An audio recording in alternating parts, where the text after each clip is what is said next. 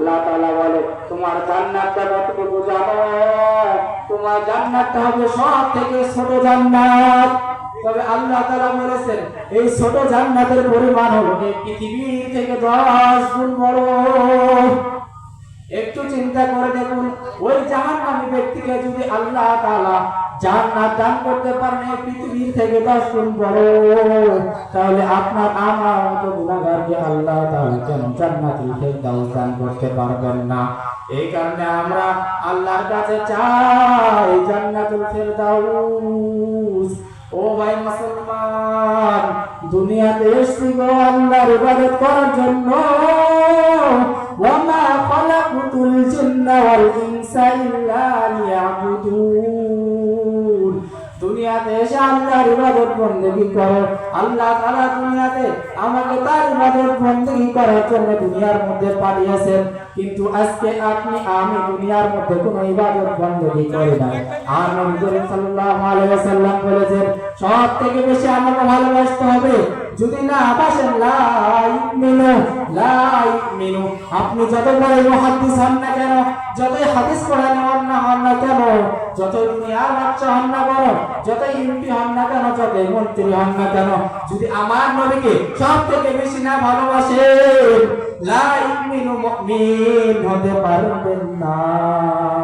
ও ভাই চিন্তা করে দেখুন, আজকে আপনি আমি দুনিয়ার মধ্যে রয়েছি, কোন দিন যেন ওই মসজিদের মাইকের মধ্যে এলান হয়ে যায় যে অমুক ব্যক্তি আর নাই। কোন দিন যেন ফজরের সময় মসজিদের মধ্যে আপনার এলান হয়ে যায় অমুক ব্যক্তি আর নাই। আজকে আপনি আমি নিজেদের মধ্যে তাকিয়ে দেখেন, আপনি আপনার বন্ধু বান্ধব আজকে আপনাদের সঙ্গে নাই। হঠাৎ যদি আমরা মরে যাই, ও ভাই কারো বয়স 40, কারো 30, কারো 50, কখন যেন মৃত্যুটা চলে আসে গো ভাই। মনে করছেন আমি তো যুবক মানুষ, মরবো না, কিন্তু মরার কোনো সময় নাই। আল্লাহ তাআলা যখন ডাক দিবে তখন দুনিয়া ছেড়ে চলে যেতে হবে। হঠাৎ যদি যাই মরিয়া পাড়া পড়শি ভিড় করিয়া, দেখিতে আসিবে সবে আমার মরা লাশ। দা দিয়ে কাটিবে কেহুই ঝাড়ের কাঁচা বাঁশ। গরম পানি মশারি তলে কাপড় তুলিয়া, শেষ বিদায়ের গোছল দিবে ডলিয়া ডলিয়া। 3 টুকরা নতুন কাপড়, 3 টুকরা সাদা কাপড়, অন্যরকম সাজ। দা দিয়ে কাটিবে কেহুই ঝাড়ের কাঁচা বাঁশ। ও ভাই মুসলমান, দুনিয়ার মধ্যে এসেছি, আমরা ইসলাম ধর্ম পেয়েছি, শান্তির ধর্ম পেয়েছি, কিন্তু আমরা নবীর সুন্নতের অনুযায়ী চলি না। অথচ আমার নবী কত মায়ার, আমার নবী কত সুন্দর।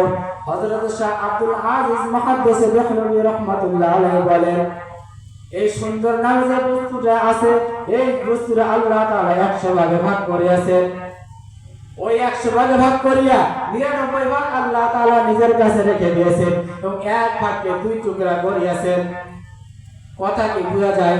100 ভাগ ওই আল্লাহ তাআলা সৌন্দর্যের 100 ভাগ করিয়াছেন, 100 ভাগ করিয়া 99 ভাগ আল্লাহ মহান রব্বুল আলামিন তিনার কাছে রেখেছেন এবং 1 ভাগকে 2 টুকরা করিয়াছেন। ওই 1 ভাগের অর্ধেক দিয়া তামাম পৃথিবী বানিয়েছেন, আর অর্ধেক দিয়া ইসুফ আলাইহিস সালামকে বানিয়েছেন। আজকে আপনি আমি কোথাও ঘুরতে গেলে, কোথাও পার্কের মধ্যে গেলে অনেক সুন্দর সুন্দর জিনিস দেখে থাকি, অনেক সুন্দর সুন্দর ফুল, অনেক সুন্দর সুন্দর জিনিস দেখে থাকি, কিন্তু একটু চিন্তা করে দেখেন এগুলো হচ্ছে ওই অর্ধেকের ছিটা ফোটা, আর ইসুফ আলাইহিস সালাম একাই অর্ধেক। একটু চিন্তা করে দেখেন, আম্মা জান আয়েশা সিদ্দিকা রাদিয়াল্লাহু তাআলা আনহা বলেন, তখনকার জামানার নারীরা ইসুফ আলাইহিস সালামের দেখে হাতে আঙ্গুল কেটে ফেলেছেন, রক্ত প্রবাহিত করেছেন। বর্তমান জামানার মুহাম্মদ রাসূলুল্লাহ সাল্লাল্লাহু আলাইহি ওয়াসাল্লামকে যদি তারা দেখতেন, নিজের কলিজাকে টুকরা টুকরা করে দিতেন। চিন্তা করে দেখুন আমার নবী কত সুন্দর ছিলেন। ইউসুফ আলাইহিস সালামকে যারা দেখছেন ঈমান আনে নাই, হাতের আঙ্গুল কেটেছেন, রক্ত প্রবাহিত করেছেন, কিন্তু ঈমান আনে নাই। হযরত শাহ আব্দুল আজিজ মুহাদ্দিস রাহমাতুল্লাহ আলাইহি বলেন যে 99 ভাগ আল্লাহর কাছে ছিলেন, ওই 99 ভাগ পুরোটা দিয়ে আমার নবীকে বানিয়েছেন। তাহলে একটু চিন্তা করে দেখুন আমার নবী কত সুন্দর। ওই 99 ভাগ দিয়া আমার নবী মুহাম্মদুর রাসূলুল্লাহ সাল্লাল্লাহু আলাইহি ওয়াসাল্লামকে বানিয়েছেন। আর এক ভাগের অর্ধেক দিয়া তামাম পৃথিবী বানিয়েছেন, আর অর্ধেক দিয়া ইউসুফ আলাইহিস সালাম রে বানিয়েছেন।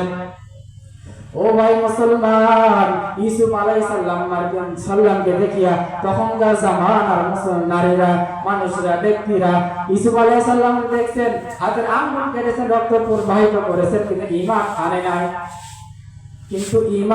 আনে নাই, আর আমার নবীকে মুহাম্মদ রাসূলুল্লাহ সাল্লাল্লাহু আলাইহি ওয়াসাল্লামকে হযরত সুমাইয়া দেখছেন, হাতের আঙ্গুল কেটেছেন, ঈমান আনেছেন।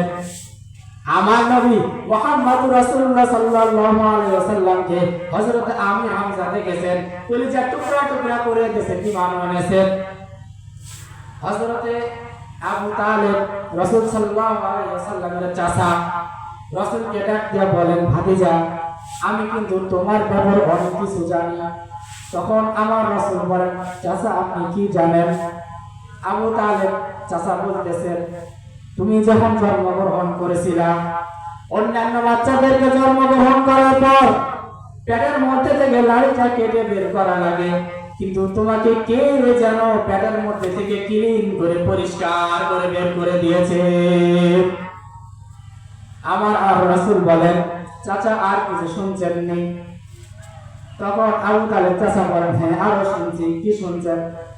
তখন তিনি বলতেছেন, জন্মগ্রহণ করার পর কোন বাচ্চা যদি জন্মগ্রহণ করে, পেটের মধ্যে থেকে বের করার পর তাকে ডিটল সাবান দিয়ে পরিষ্কার করতে হয়, কিন্তু তোমাকে কে যেন মায়ের পেট থেকে পরিষ্কার করে বের করে দিয়েছে। হযরত মুহাম্মদ রাসূলুল্লাহ সাল্লাল্লাহু আলাইহি ওয়াসাল্লাম আবু তালেব চাচাকে জিজ্ঞাসা করতেছেন, চাচা আর কিছু শুনছেন নি? আবু তালেব চাচা বলতেছেন, শুনে নাই, নিজের চোখে দেখছি। চাচা বলতেন, রাসূল সাল্লাল্লাহু আলাইহি ওয়াসাল্লাম চাচাকে বলতেছেন, চাচা কি দেখছেন?